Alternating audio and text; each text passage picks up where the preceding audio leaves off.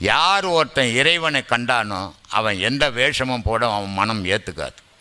அவன் பிறந்த மேனியோடு இருக்க தான் விரும்புவான். ஆனால் சில ஆடைகள் போட வேண்டியது காரணம் பப்ளிக்கில் வரும்போது ஜனங்களோட உறவாடும் போது அவன் ஆடைகள் போடணுமே தவிர அலங்காரம் பண்ணிக்கக்கூடாது. ஆன்மீகவாதின்றவன் அலங்காரம் பண்ணான்னா அவனுக்கு இன்னும் ஆன்மீகம் தெரியலன்னு அர்த்தம். அந்த அலங்காரத்திலேருந்து வெளியே வாங்க, ஆன்மீகத்தை பயணம் பண்ணுங்க, இறைவனை அடையுங்க. அதுக்காக தான் இந்த மனித உடல் அமைஞ்சது.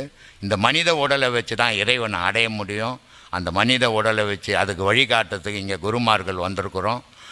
அவங்களுடைய பேச்சுக்களை கேட்டு அந்த பயணங்களை பண்ணி அந்த இறைவனை அடைஞ்சிங்கன்னா உங்களுக்கு அந்த பிறவிகள் நிற்கும், துன்பத்திலேருந்து வெளியே வருவீங்க.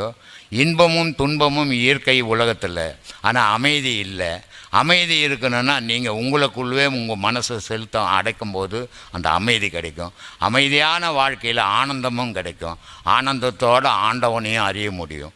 இது மூணும் சேர்ந்து தான் இந்த இறை பயணம். அந்த பயணத்தை தொய்வில்லாமல் பயணம் பண்ணுங்க, அதில் வெற்றி அடைவீங்க. அதுக்கு என்னுடைய வாழ்த்துக்கள் எல்லாருக்கும்.